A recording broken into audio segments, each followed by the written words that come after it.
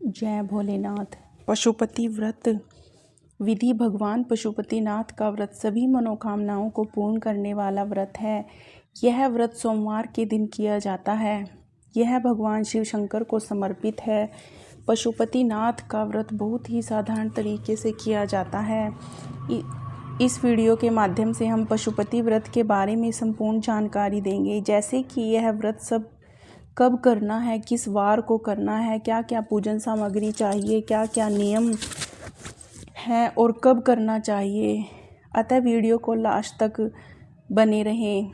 पशुपति व्रत किस दिन करें? पशुपतिनाथ भगवान का व्रत सोमवार को किया जाता है। जिस दिन मंदिर में एक व्रत करें, उसी मंदिर में सभी व्रत करने हैं। इसमें सुबह और शाम 2 समय पूजा की जाती है। पूजा में सुबह के समय इतना सामान लें कि वह शाम की पूजा के लिए भी पूरा हो जाए।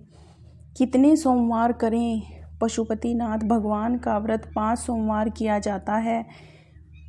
पूजा सामग्री: जल, पंचामृत, बेलपत्र, पुष्प, धतूरा, फल, चंदन, चावल, कलावा, जनेऊ, अबीर, गुलाल, साबुत मूंग, काले तेल और दीपक आदि। जैसे आपको पास जो भी सामग्री उपलब्ध हो उसी से आप पूजा कर लें। लेकिन शाम की पूजा के लिए 2 सामग्री बहुत ज़रूरी हैं। शाम की पूजा की 2 विशेष सामग्री शाम की पूजा के लिए वही थाली लेकर जानी है और मीठे का प्रसाद बनाना है। प्रसाद में आप हलवा या खीर बना सकते हैं। प्रसाद बाज़ार से नहीं लाना है, घर में ही बनाना है। और प्रसाद को इतना ही बनाएं जितना आप मंदिर में ले जा सकते हैं। घर पर छोड़ कर न जाएं, उसमें से किसी को खाने को भी न दें। और 6 दीपक लेकर जाने हैं। सुबह शाम की पूजा कैसे करें? सुबह की पूजा आप शिव मंदिर में जाकर रोज़ाना की पूजा की तरह ही करें और थाली को घर पर लाकर रख दें। शाम को इसी थाली को पूजा के लिए ले जाना है। शाम की पूजा प्रदोष काल के समय करनी है। घर का बना प्रसाद, हलवा या खीर एक पात्र में रख लेना है। घी के 6 दीपक लेने हैं। 7वां कोई भी दीपक या बाती नहीं लेनी। सबसे पहले 6 दीपक हमें मंदिर में ज़मीन पर रख लेने हैं और दीपक के नीचे कुछ चावल या पुष्प रख लेने हैं, क्योंकि दीपक खाली जगह पर नहीं रखते हैं। इनमें से 5 दीप को प्रज्वलित कर लेना है। 6ठा दीपक हमें प्रज्वलित नहीं करना है, लेकिन थाली से ज़मीन पर ज़रूर रखना है। फिर प्रसाद को भी किसी दोना या पत्तल में 3 हिस्सों में बांट लेना है। तीनों प्रसाद के पात्रों को भी ज़मीन पर रख लेना है। फिर आप अपनी पूजा करें। आरती के लिए नीचे रख दीपक में से ना उठाएं। आप वैसे ही आरती कर सकते हैं या फिर आरती के लिए आप कपूर लेकर जा सकते हैं, उसी से आरती करें। व्रत करने का संकल्प लें और अपनी मनोकामना भी शिव शंकर से कहें।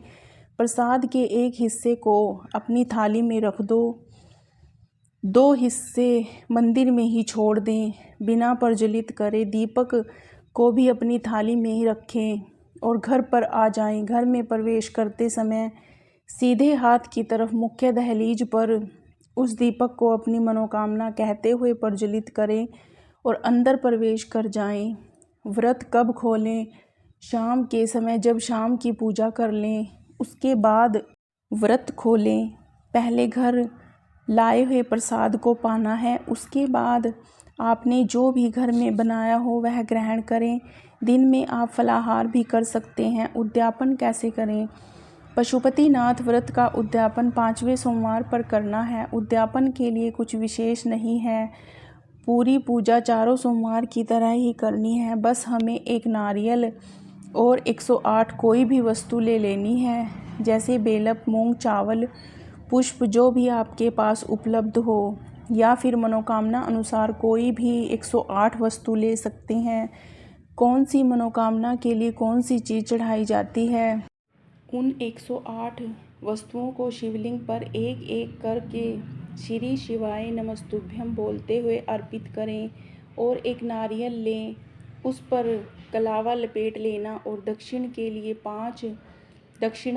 5, 11 या 21 जो भी आपकी श्रद्धा पैसे ले लेना। इसे शिवलिंग पर अर्पित करते समय ध्यान रखें कि नारियल हमें जलधारी पर नहीं रखना, उसे नीचे ज़मीन पर ही रखें और बाबा से मनोकामना पूर्ति के लिए प्रार्थना करें। बाबा 3 महीने में आपकी मनोकामना जरूर पूरी करेंगे। इस तरह आपके पशुपतिनाथ व्रत संपूर्ण हो जाएंगे। क्या व्रत बीच में ही छोड़ सकते हैं? अगर बीच में कोई काम आ जाए तो व्रत को आप छोड़ सकते हैं। कोई विशेष परिस्थिति ना हो तो साधारण व्रत अवश्य रखें। तब आप दिन में भोजन कर सकते हैं, लेकिन उसे गिने नहीं। अगर उस दिन आपका कोई चौथा या अन्य कोई व्रत आ जाए तो भी यह व्रत नहीं करें। अगर आपकी सुबह की पूजा हो जाए तो शाम को रजस्वला धर्म आ जाए तो भी व्रत मान्य नहीं होगा।